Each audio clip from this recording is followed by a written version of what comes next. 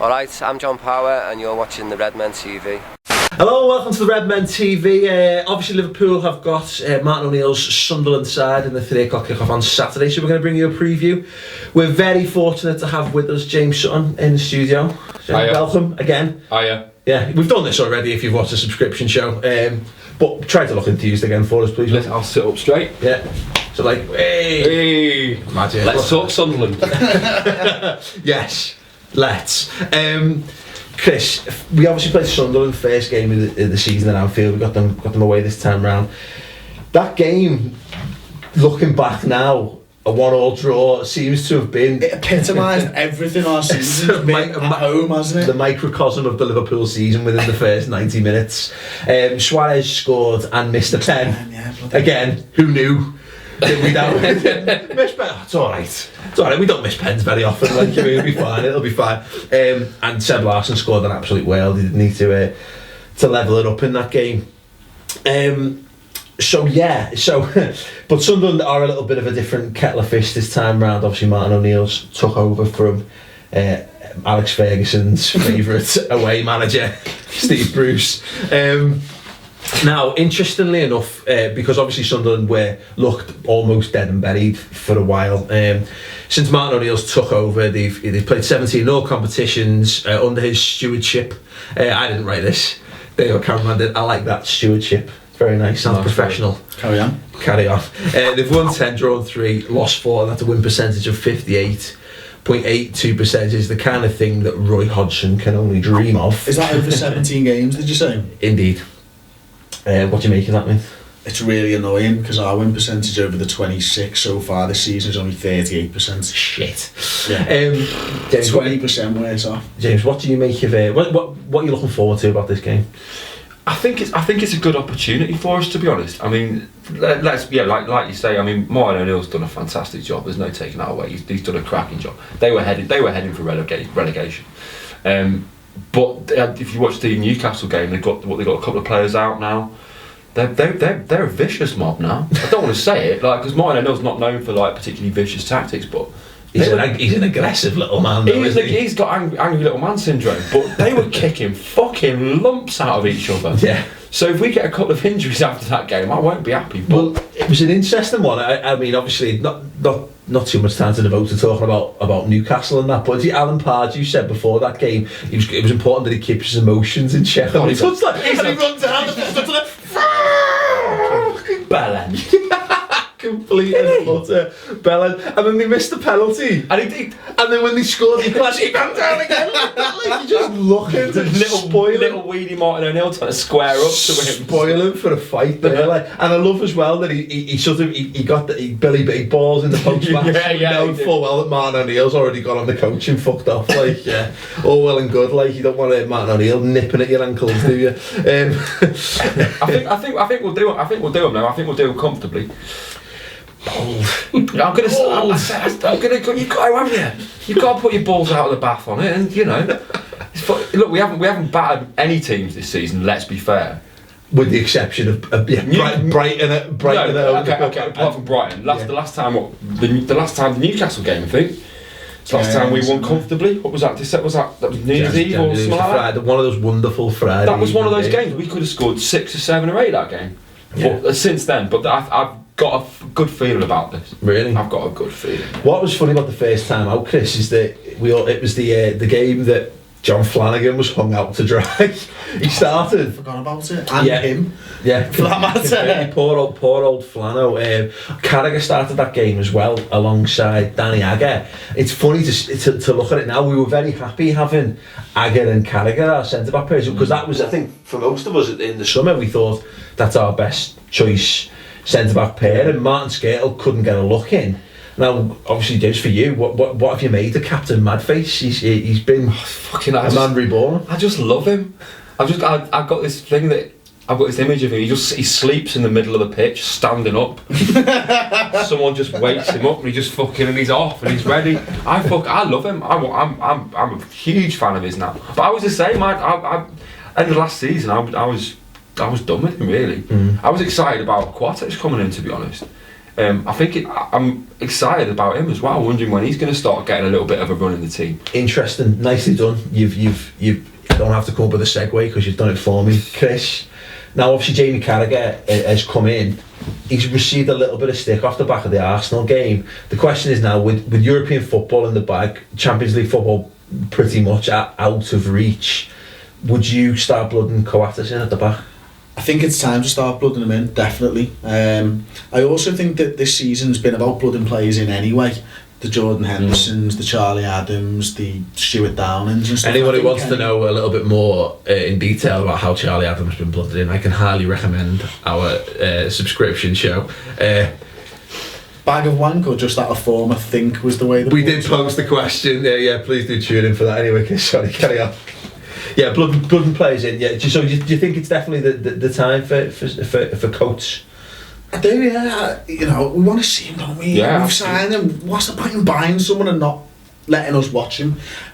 He's fucking massive. He's a as big well. unit, isn't he? He's fucking ginormous. Yeah, he is a big lad. I mean, the big question mark over that is that, much like Andy Carroll, is that he does look a little bit sort of Frankenstein-like in his movements when he's not fully into the game. He's definitely not an impact kind of sub, is he? Like, I think he does need a run of games, I think, to find his best form. On the subject of form, nice segue. Yes, we're getting. Thank you. We've sort of slowed the pace down there a little bit, Chris. We've not been in the greatest of form in 2012, have we? No, we've been shit. That's all you're getting off me. There was an interesting stat that someone put out, James, and I don't know if you saw it on Twitter, that Steven Gerrard has got a 0% win ratio in the league in 2012. Every time, everyone he's played, we've lost. How shocking is that? That is absolutely fucking ridiculous. If you know the answer, let us know in the comment section below. Sell. Wants to finish his career with Liverpool, we'll see, lads. No, God, no.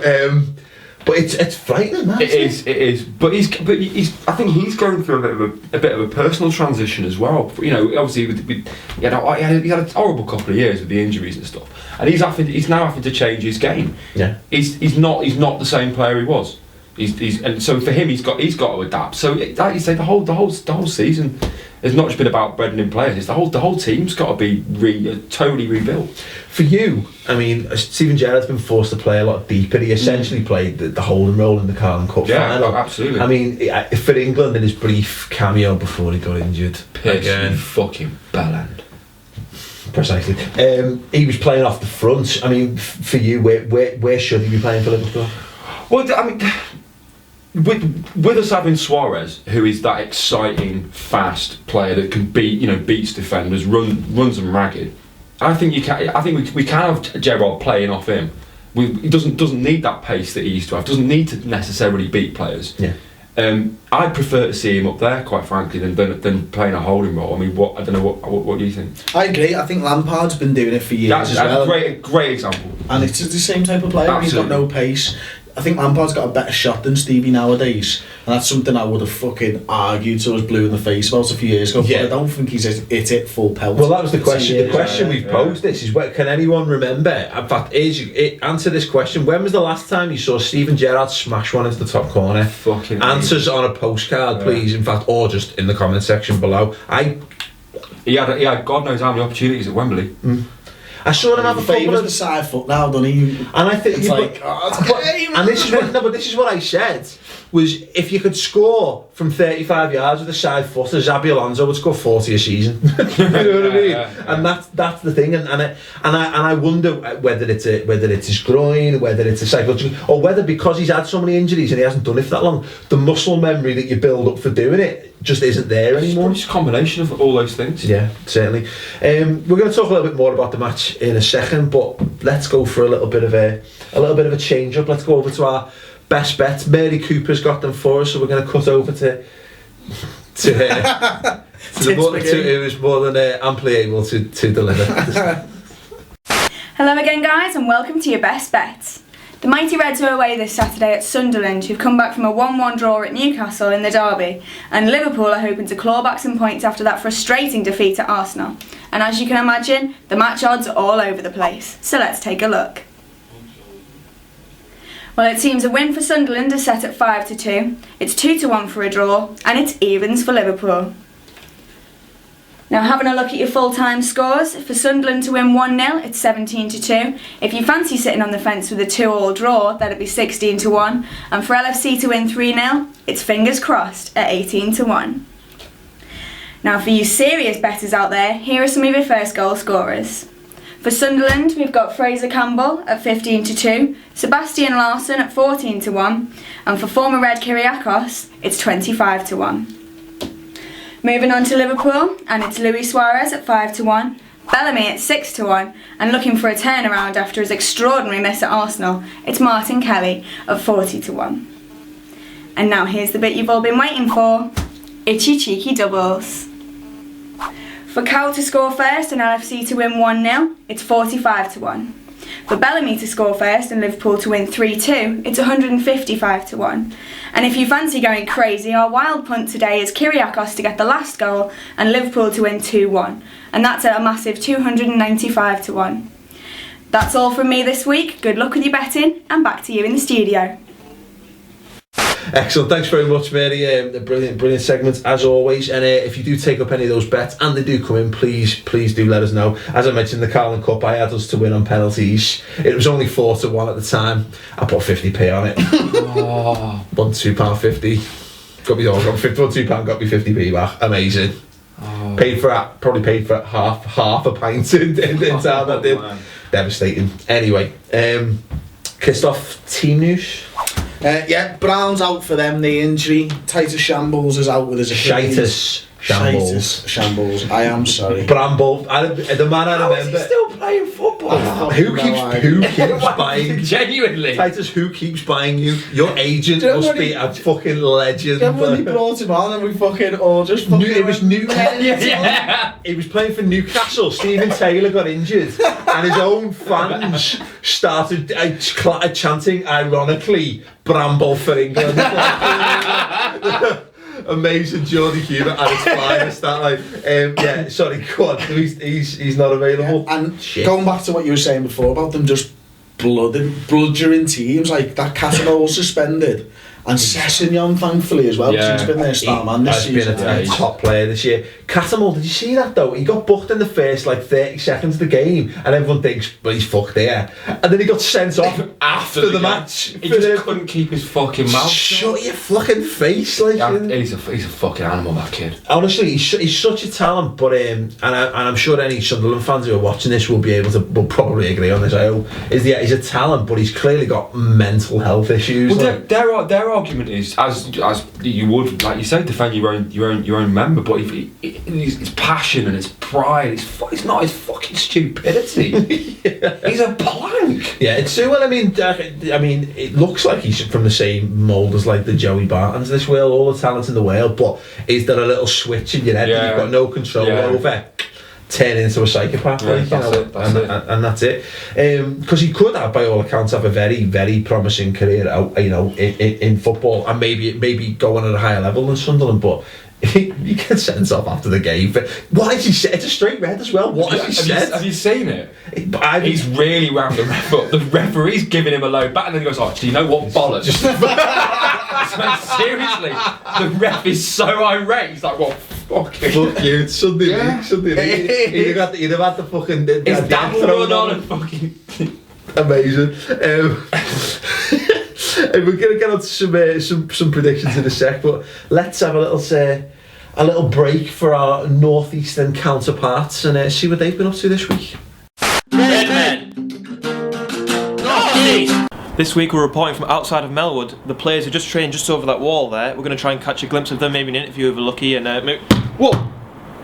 Well, as you can see, Charlie Adams is actually practicing his penalties at the moment, so maybe this isn't the best place to report from. We'll see how Owen's getting on the other side of Melwood. Owen, over to you. Yeah, thanks James. As you can see, I'm stood behind Melwood, just desperately trying to grab any Liverpool players as they come in to get quick interviews with them. I've seen Andy Carroll, I've seen Martin Skirtle, Dirk Count, none of them up for an interview unfortunately. The only person that was is Jordan Henderson, but I'm obviously not that desperate for interviews just yet. Give it 4 hours, maybe. But speaking of Jordan Henderson, Sunderland game coming up next. Big game. Fuck! Is that Charlie Adam again? Third one today, that. We're 20 miles out of Liverpool now. We're away from Melwood, so hopefully nothing can disrupt this. So moving on to the game. It's Charlie Adam, you fucking idiot! Where is he? Finally, a little bit of luck. I did manage to get myself an interview with what seemed to be a hungover Jamie Carragher. I was talking to him for about half an hour until I realised it was actually just a homeless Scouser. I should have caught on when he was talking about crying in a skip every night and drinking special brew, but I mean, there's still hope for... Oh, you got it! Charlie Adam again! Fucking hell! That's a ball back. Right, well, it's clearly not going to work outside Melwood, so we've come into the safety of the studio. We're going to crack straight on and talk about the next game, Sunderland away. It's going to be difficult. Martin O'Neill hasn't actually been seen since the ill-tempered Tyne-Wear derby at the weekend. And looking at this picture, we can see why it's so difficult to find Martin O'Neill in Sunderland. Sunderland will probably be looking to be a little bit more cautious during this game as they got 2 players sent off in the last game. Did they? Yeah, Sessegnon and Cattermole. No, I watched it. Only Sessegnon got sent off. No, Cattermole got sent off after the final whistle. Did he? What sort of fucking idiot gets sent off after a game? Right idiot. Well, he must be... Where's he from again? Stockton? What an idiot. Yeah, you're from Stockton, aren't you? Yep. Alright. Like, so what did he get sent off for then? Was he in the shower after the game and the ref saw a disgusting tackle? Or was he like, in bed with his wife and the ref thought he was going in a bit too hard? I think it was just bad language, mate. Oh. Oh! Fucking Charlie Adam! You idiot! Redmen! Hilarious as always. As always. We'd be able to comment further on it, but at time of filming, they haven't given it to us yet. Like, so amazing, wasn't it? Best thing I've ever seen. Better be good. Yeah. If he's putting his name on it, professional reputation. I'm putting my name on the end. On the quality. Quality. It was brilliant. I'm sure if you thought it was quality, let us know in the comment section and follow them on Twitter as well. And any Redmen. Don't forget to subscribe to their YouTube page. Yeah, do it. Don't know what it is. It's James Balgin J or something like that. It'll be in the video. You can find out. You can just look. You got time on your hands. Fuck off. You do this every week. Go on, Paul, just put a graphic on. Just spend another 2 hours if you like making another graphic because I've decided, like, you know what I mean? Amazing. Thanks, mate. Anyway, let's move on to some predictions. You think we're going to win comfortably? With those 2 players out, yeah. Out 2-0, 3-0. Really? Yeah. Scorers? Cout. Definitely. Yeah? Cout will definitely get one, and I think you'll get one from... I'm going to give Stewie a goal. I said that last week. Does it not work well? I'm going to give Stewie a goal. Bless him. He does deserve one. In fairness, his form's been pretty good. I mean, that's what's been missing. It's been better. Yeah. Certainly. A long way to continue. Yeah, Christoph. What are you looking at? I'm trying to work out a prediction here, mate. I'm going to go with... Play for time. Yeah. 2-1. Scorers. I don't care about them. But Dirk, I like that. Dirk out. And Luis Suarez with one of those goals where you're getting really specific now. He goes around 4 players and knocks it in the near post. He's going to nutmeg one of the centre halves. He's just going to dip about 3 degrees to the left. Yeah, little shoulder and... He's unreal at that, isn't he? I've never known no a player one better in the world going past 5 players in the box. It's like it's like the Milan Baros used to get in running down blind alleys, but with Milan Baros you'd know it was going to come to absolutely nothing. Even if Suarez has got no space and he's in the corner flag, I'd put money on him to beat someone. It's that messy thing, isn't it? It's that line. It's like the touch line, the dead ball line just sort of bends. The amount of times he's run all the way down to the bar and then beat a player on the outside, he's on trip. Absolutely frightening. And now that I've had sufficient time killed, yeah, I think this is going to be the game. This one. Not like all those other times that I've said it's the game. No, I think it could be a 2-1 or 3-1, and I think Suarez is due another goal. And to be honest, Stuart Downing. Why not? I think he's got to be up for that. You know, they must hate him. Bloody Sunderland. Precisely, like you mean. They must hate him there as well. There must be a bit of bad blood from his Middlesbrough days. Like, so hopefully that spurs him on a touch. Excellent. Let us know your predictions. As always, stick them in the comment section below. Who do you think will start? Here's a question for you then, Chris. What do you reckon? Would you reckon Andy Carroll's going to go back in the side, or would you stick with Suarez and Dirk? I stick with Suarez and Dirk, definitely. They've got a couple of centre backs out, haven't they? So Carroll might be a good option for us again later on. We all thought he was going to be the option, didn't we, the weekend? But never just. The thing is, we keep saying this, is, you know, what is the good game? We're trying to analyse what would be the good games for Carroll. Is it when you're playing against slow defenders, fast defenders, skillful defenders who are just meters? It doesn't seem to be. Championship. What are the good games for Carroll? You've got your games against your Stokes and your big physical defenders. So you'd say, yeah, we'll play a big physical striker, but they cancel each other out. Yeah. So what game? I don't know when you do play Andy. I despair with Andy. Yeah, I mean, the thing is, he's been in better form, and as we've already mentioned this on the subscription shows, that by his own standards, he's in good form. But we still need to see more from him if he's going to get a regular first team spot. Absolutely, I'd bring him on. But Kenny doesn't make substitutions until fucking 80 minutes have gone. That said, I mean, okay, granted, Arsenal, he made them in the 88th minute, but having the amount of injury time, that was like half time, wasn't it? Yeah. But they've been getting early. I mean, the Carling Cup final, would Henderson come off? It was like 50, but he was 56. so bad. He did not. He had such a shock. Did not cover himself in glory in that game. Yeah, I think he looks a little bit like a championship player. You didn't think I was going to go there with that? I know exactly. I thought you were going to say something so controversial about Jordan Henderson. Dare say it, Chris does have some very controversial opinions about Jordan Henderson, which I'm very glad that you've kept to yourself on this occasion. Let's hope he pulls it out the bag. Anyway, I'm hoping that we go with. I mean, we're limited by the players. If Gerrard's back, that will inform the midfield a lot better. Because otherwise, we're so lightweight in that midfield. It's 50-50 Gerrard, isn't he? And that's a problem, because I mean, people said, you know, who would you take Charlie Adam off because he had a stinker against Arsenal? I'd like to see John Joe Shelby get a game. What? James Spearing?